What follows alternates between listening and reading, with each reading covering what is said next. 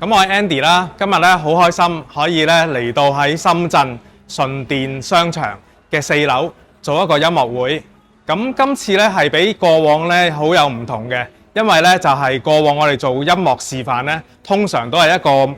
試音室裏邊去做，但係今次咧我哋喺一個電器商場裏邊咧去做，咁咧就好有挑戰性嘅，因為一個開放嘅地方。咁不如我哋上去睇睇個環境係點樣啦。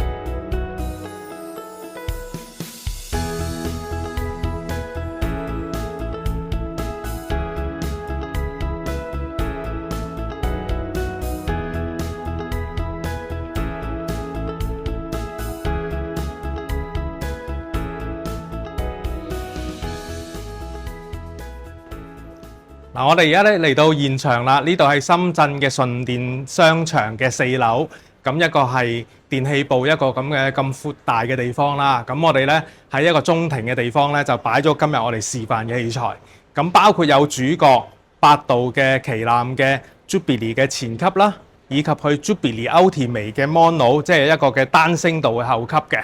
咁信源方面咧，有嚟自德國嘅 Torrens TD124。嘅直推唱盤啦，配搭翻124嘅鯨魚頭啦，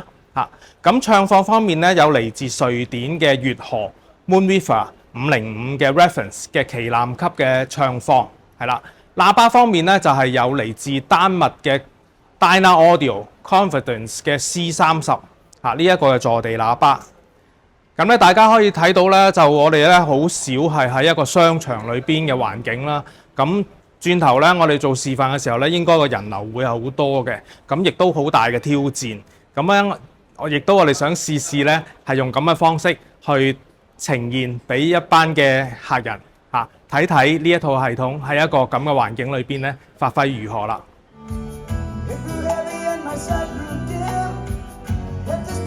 今次嘅活動分享咧就嚟到呢度啦，或者我哋下條片再見啦，拜拜。